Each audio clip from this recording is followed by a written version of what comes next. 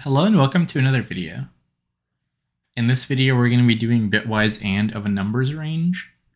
And in the problem, you're given a left and right that represent a range, and you want to return the bitwise AND of all the numbers in that range inclusive. So for example, for 5 and 7, you want to output 4, because 5 is represented like this. This is 6, and this is 7. So if you're not familiar with the bitwise AND, basically, in order for the bitwise AND of a range to be a 1, every single number in that column has to be a 1. So here, this number is not a 1, so this is 0. This is 0 also, and this is all 1, so 1, 0. So this is 4. For 0, 0, it's 0, and for 1 in this thing, it's 0. And so you can't do this in a brute force. Like, you can't just say, like, let me take every number from left to right and bitwise AND, because this is too big of a constraint, so this won't pass in linear time. So you have to basically kind of go back to this thing where if you take the bitwise AND of a bunch of numbers, if any, like let's say we're looking at this bit here, if any number has this bit set to 0, then the bitwise AND of everything with that bit will be 0. So that's kind of what you're looking for. You're essentially looking for, like, for a given bit, is there a number in my range that is set to 0? And also your result will always be less than or equal to left. Because if left is some number, let's just say left is like 6, and right is any bigger number, or sorry, 6, and right is any bigger number, like let's say right has a 1 bit over here and then whatever over here. Because left doesn't have a 1 bit here, this bit can never be 1. So you can't have a result bigger than left, because if the right number is bigger, like I said, this bit for the left will always be 0. So this bit in the result will always be 0. And if this bit is the same for these two numbers, that means that in order for the right number to be bigger, this has to have some bits over here on this left side on that the other one doesn't. And either way, whatever the left one has, it will always be less. So basically when you AND two numbers, so if you AND A and B, and you will never make a number bigger than A or B. You will always either make the smaller of the numbers or something smaller than both of them. So that's kind of the idea. ANDing numbers never makes a bigger number. So if you AND a bunch of numbers in a range, your result will always be left or smaller. Now, there is like a solution in the tutorial, which I think is really weird and kind of hard to come up with, using like some prefix thing. So I'm going to instead show a solution that's a lot more intuitive that you can actually come up with in a real interview. So let's go through it. So here I have a bunch of numbers. This is just 0 to 15 written in binary. So this is like 0, 1, 2, and so on. So what you can recognize is let's just take a look at like one bit at a time. So this rightmost bit, this is the 2 to the 0 bit. You can see how it alternates. So whenever we have a 1, every other number goes to 0. So we know if we have a 1 here, like let's just say we have some number. Let's say we have a number like any number with a 1 here. This just means it's odd, right? So let's say we have like 9. We know that, and this is our left. We know that if our right is 10 or more, then this bit at the end will always be 0, right? Because whenever it's a 1, the next number makes 0. So we can make this assumption that for the rightmost bit, whenever it is a 1, if the greater, or if num plus 1 exists, then the AND of those will be 0, right? Because if we're on this number here, if this is our left, if this is our right, then these two numbers ANDed, this bit right here will be 0, right? Because like I said, in order for this to be a 1, all of these have to be a 1. So whenever you have a 1 on the rightmost side, as long as the right doesn't equal the left, as long as it's bigger, like any range here will always have one number with a 0 over here, right? So the only way it's not is this. Now let's take a look at the second bit. So whenever we have a 1, at the most, it takes 2 numbers to turn that into a 0, right? So like, let's say we're on this number, let's say this is our left. This number over here takes this bit and turns it into a 0, right? So at most, whenever this is a 1, at most, it takes 2 numbers, like the 2 greater numbers, right? If this is like 0, 1, 2, 3, and so on, right? 4, 5, and all the way down to 15. So that's what you can recognize. So for the second bit, at most it's 2, but it might also be 1. Like let's say this is our left. and this is the bit here, the next number turns that into a 0. So we can recognize that for the second bit, at most 2 numbers are needed, right? Like farther down. Like if we have a left, so to turn, needed to turn this into a 0. So if we have a number, let's say any number with this bit on, like 6, we know that if we have 8 as well, then we know for sure that at the end, this number, this like bit here will be 0, because it takes two numbers farther down to turn into a 0. Now you might need less. Like let's say we're at 7. If we have 7 and 8, then we don't even need 2 numbers down, right? So 7 and 8 also works. And now let's take a look at the next bit, and hopefully you're kind of getting to see the pattern. So for this bit over here, this third bit, it takes at most 4 numbers to turn this into a 0, right? So this took at most 1 number. This took at most 2 numbers. This takes at most 4 numbers, right? So if, let's say we are on this bit here. So if we're on this 4, if left, so let's just say left is 4. If right is 8, then this number will turn into a 0. So you could see this is 8 right here. And this is left. This would be left. So you could see because this is in the range, right? If you AND 4 with 8, this bit will be 0. So we know for sure that if our left is x, then if right is x plus 4, we know for sure that the third bit will be 0. And then similarly, going back to our first example, so if left is x, for first bit, we know that if right is x plus 1, then this bit will be 0 for sure in the total AND. Then for the second bit, we know that if right is x plus 2, then we know for sure this bit will be 0, the second bit will be 0. Then for the third bit, it's x plus 4, and so on and so on and so on. Now, the only other thing, so you can literally do that, right? You can say, like, for sure, I know that if I have some number for my left, I can just figure out, like, okay, the leftmost bit, if I have L plus 1, then if I have L plus 2, then if I have L plus 4, then if I have L plus 8, and so on. You can just go down, like, bit by bit by bit, and you know, like, the max range you need to have that bit be a 0. And you can do that literally bit by bit, and we'll show that later. But like I said, you might need less numbers. So for example, if left is 7 and right is 8, here's 7, or actually let's label more of these. So 6, 7, 8. So if left is 7 and right is 8, we also have all of these bits on, these 2 bits on, that take at most 2 or 4 operations. But here, or not 2 or 4 operations, you need at most 4 numbers down. But here, right is only 1 number down, and this is still turning it into a 0. So the thing you're missing here is for a given bit, you need to figure out, like, what's the actual value, right? Like this is 2 to the 0, which is 1, 2 to the 1, which is 2, 2 to the 2, which is 4. But whenever you have, like, let's say you're on this bit, if you just look at everything that's on the right, so the right is 1, 1, 1. Now when you add 1, all of these turn to 0. So the thing we're missing here is not only, like, at most it'll be 4, but at least it will be 4 minus whatever the total is to the right of that bit, right? Because whenever that whole total is all 1s, when we add 1, this bit will turn to 0. Whenever this total is this, we have to add 2 for this to be 0. Whenever this, we have to add 3, and so on. So as a general equation, we can write this down now. So for a given left with some set 1 bit, right? In order for that bit to be 0 in the final result, the number that has to exist, that has to be in the range,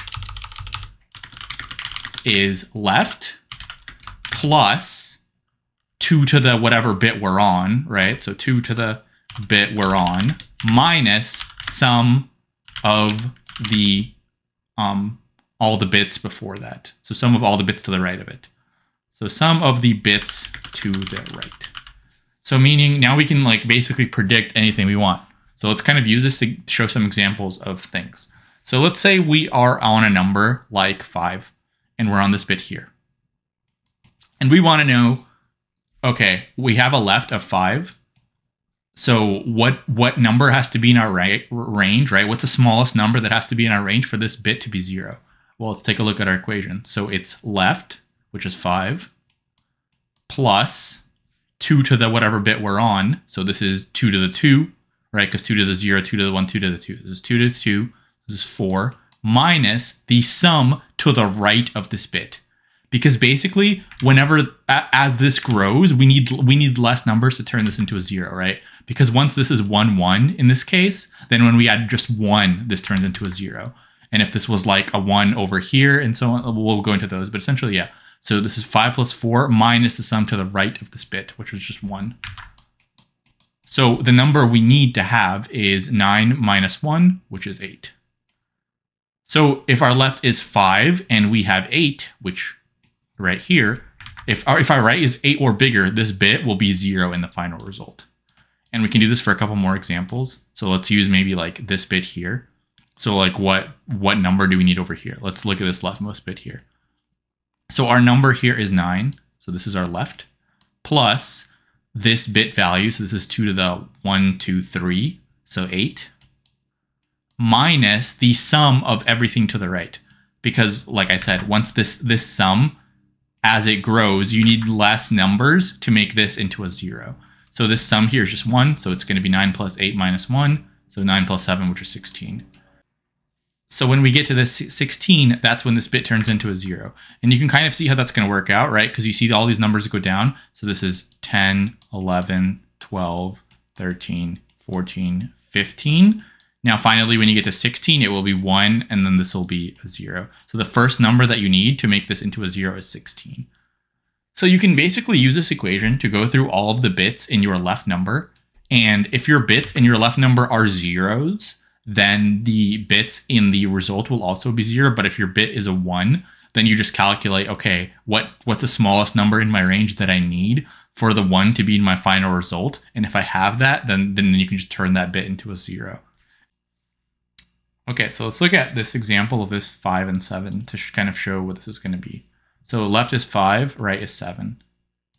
So we're going to do the bitwise of the 5. So bitwise of the 5 is just this. And we're going to like go through this formula for this number. So for this bit here, we're going to check like what's the value. So the value is just 1. So the number we need our right to contain or our range to contain to make this value 0 in the result is just 5 plus the value of the bit, which is 1, minus the sum to the right of this, which is just 0. So we need a 6 to make this a 0 in the result. And we have a 7, so 6 is fine. So we'll have our result down here. We'll just make it all zeros for now. Then we look at our next 1 bit. Every 0 bit in the left will be a 0 bit in the result, because remember, we can never make our numbers bigger. So now we look at this bit over here. And this bit has a value of 4. Actually, I think I drew this incorrectly. Yeah, so instead of a 5 is actually just this, right? Yeah. So 5 is just this. So this part was correct, but this part, so that here's a 4. And we basically check, okay, so we have a 4. So remember, our formula is take the left plus the value of the bit, which is 4, minus the sum to the right, which is 1. And it makes sense, right? Because if this was like this, then it would take 4 numbers to make this into a 0, right? Because this is 4. So the next time this is a 0 would be 8. But as you increase this right part, you get closer and closer to turning this into a 0. Because after this becomes 1, 1, then when you add 1, this becomes a 0. So as you add here, you need less numbers to turn this into a 0. So that's why when this is a 1, you need 1 less number. So that's why it's this, because it's going to go 1, then 2, then 3, then finally transform. So 5 plus 4 minus 1. So we have 8 here. And then we check, do we have 8? Well, our right is only 7, so 8 is not in the range. So this one will persist, and this one will not, because 6 is in the range. So our final result here will be 4. And you can see that is the result here. So that's kind of the idea behind it. Once you draw out these numbers, you can see how they alternate, and then you can figure out, well, I just really need to know like how long they take to alternate, and every bit will take 2 to the power of the bit to alternate minus the total to the right, because as you're adding numbers to the right, you're getting closer and closer and closer to flipping that bit value. And yeah, so we can code that up. So we're going to use a couple of variables. You can probably clean this up, but it's fine. We're going to have a result variable. We'll just set it to 0. We'll have an I. And the reason we'll have an I is because the way we're going to get every bit is we'll just have a 1, and we're going to shift it some number of bits to get it to match up to the right index. So we'll start with shifting a 1 0 bits. So 1 will be over here, then we'll like shift it 1 bit to get it to be over here, shift it 2 bits to get it to be over here, and so on. And this will let us like set bits of our final result. Alternatively, I guess you could like shift your result or something, but I'm not going to do that. So we're going to have a right total, because like I said, when we get a bit, we are going to get the total to the right. And this total will only grow. So like, let's say our number is 6. Like when we're on this bit, it'll be 0. When we're on this bit, it'll be 0. When we're on this bit, we'll have like this value. And then we're on this bit, we'll add like another value and so on and so on. So this total is just like a cumulative sum that we can keep track of. And then we're going to make a copy of our left variable, and we are going to get the rightmost bit by bit and check if it's a 1 or a 0. So for example, if we have like 5 is this, right? So we're going to say like, let's get this value, then let's shift it to the right. So essentially get rid of this. Then let's get this value shifted to the right, and so on and so on. You can probably do this cleaner, but this is just how I did it. So we're going to have left, or L is going to be a copy of left. And we're going to say while this is greater than 0, let's just keep getting the rightmost bit. So if L and 1, that means that the bit is set. So then we need to check what's the number that we need for this to be 0 in the result, and check if it's in the range. So we can say if left plus, we need one more variable, which is going to be the power of 2 we're currently on. So the power of 2, so this would be like 2 to the 0, 2 to the 1, 2 to the 2, and so on. So our power of 2 will just be 1 for now. And this is not like the power of 2, this is more like 2 to the 0, right? So this is going to be 2 to the 0, then every iteration of the loop we'll just multiply this by 2. So if left plus power of 2 minus the right total is greater than right, that means that our right is not in the range, right? So if we calculate some number here like 8 and our right is only 7, that means this number is not in the range. So if this number is not in the range, then this will be 1 in our result. So we can result or equal 1 shifted left I times. So it'll start being shifted left 0 times. So like if we have this result, basically 1 is going to start over here.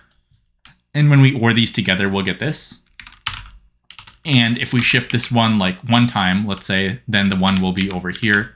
And then when we OR these together, we'll get this, and so on. If we shift it twice, it'll be over here. If we OR this together, get this. So it'll basically just set the correct bit in the result. Then finally, what we need to do is we need to update our total. So our right total, we will now add the 1 value here. So we will say plus equals power of 2. Because if this bit was a 1 bit, then this is going to add to our right total over sum, right? So like if this was set, we'll have the value here. And then when we check the bits to the, bits to the left of that, we're going to have this like total here. So we're going to add the power of 2.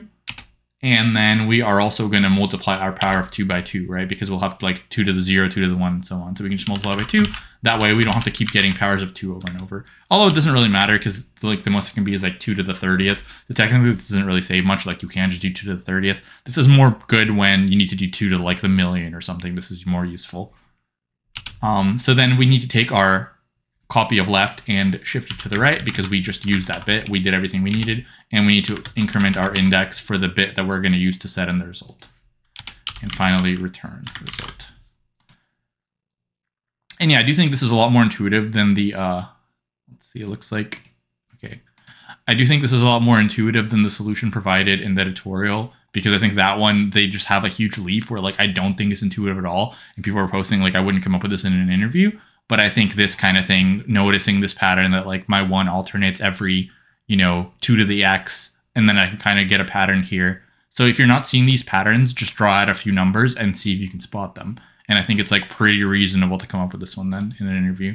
Definitely not super easy. Definitely if you're not familiar with bit manipulation, it's definitely gonna be pretty tough. Like if you haven't done a lot of problems, but if you have done bit manipulation problems, I think it's like not too bad.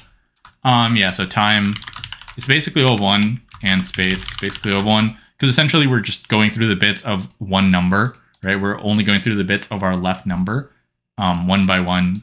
So that like at most it's like 30 bits.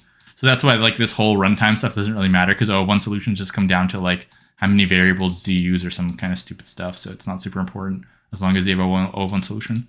And yeah, let me know if any of this was confusing. Hopefully it was clear. I don't know how much depth to go into on bit manipulation problems because I've done a lot, but if this was confusing or if you need clarification on anything, just feel free to write in the comments.